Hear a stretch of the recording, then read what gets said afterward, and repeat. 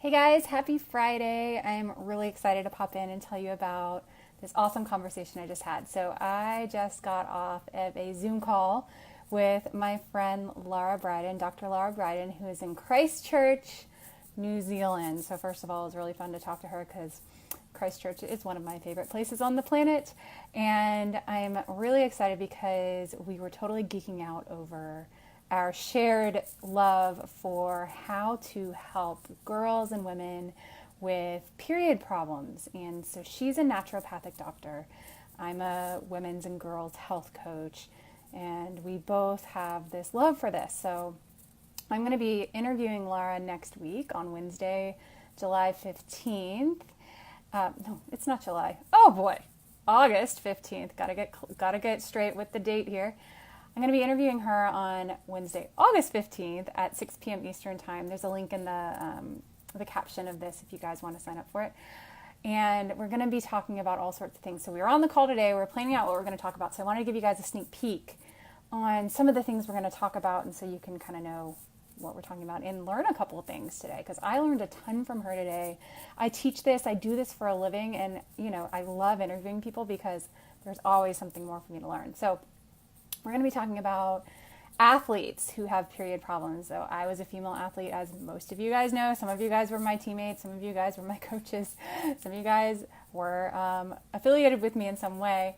And it's really no secret that girl athletes have period problems. And there's a lot of reasons why. So we're going to talk about that. And there's a lot of things girl athletes don't know that they're not doing, or that they're doing too much of, that can contribute to that. Now, one thing that can happen with girl athletes is unintentionally under eating. And I talk about that a lot with a lot of the stuff I teach and I share, and I really mean unintentional. So you work out a lot for training, you go to school, maybe you're in college or something like that, and it's really hard with how busy we are and how much we're training and how many calories we're burning to actually get enough calories in. Plus, girls are under a lot of pressure to look a certain way, be a certain weight, have a certain body image. And so we're being fed all this information. Hey, don't eat too much, don't eat too many carbs, don't eat too many calories, yet we need all of those in order to exercise. That alone can set us up for lots of period problems. And then later down the line, if you become a woman and you want to have kids, it can set you up for fertility problems. So there's that.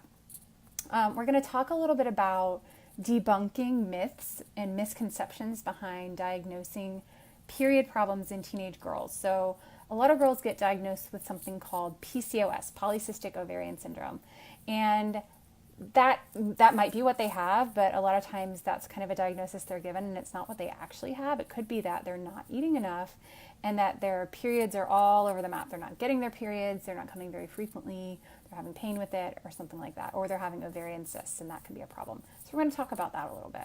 We're going to talk about heavy periods and painful periods, and that's really common in teenagers, and sometimes that's normal. We'll talk about when that's normal and when it's not normal. So we'll be demystifying some stuff around that. And then we'll talk about skin. Oh my gosh, so skin problems in teenage girls. Who doesn't remember, if you're an adult watching this, having skin problems as a teenage girl, like acne, peeling, things like that, oily skin. And we spend a lot of money on products and medicines to treat it, and there's lots of ways to fix that with just some simple life nutrition, lifestyle hacks. And we'll talk about ways to do that. And that kind of comes along with periods, so that's why it's related. Lastly, we'll talk about if a girl does have period issues, there's lots of ways to treat it, and you don't have to use the birth control pill for that. So we'll be going through that because there's lots of side effects of the birth control pill, and if a girl doesn't need it for contraceptive reasons, we'll kind of give you some tips on that. So make sure you come join us next Wednesday, August 15th. I would love to see you guys there. And Dr. Bryden is the author of this awesome book, The Period Repair Manual. There's no endorsement here that she's asked me to do. I'm literally doing this. I read this book. It's amazing. I'm reading it again for the second time.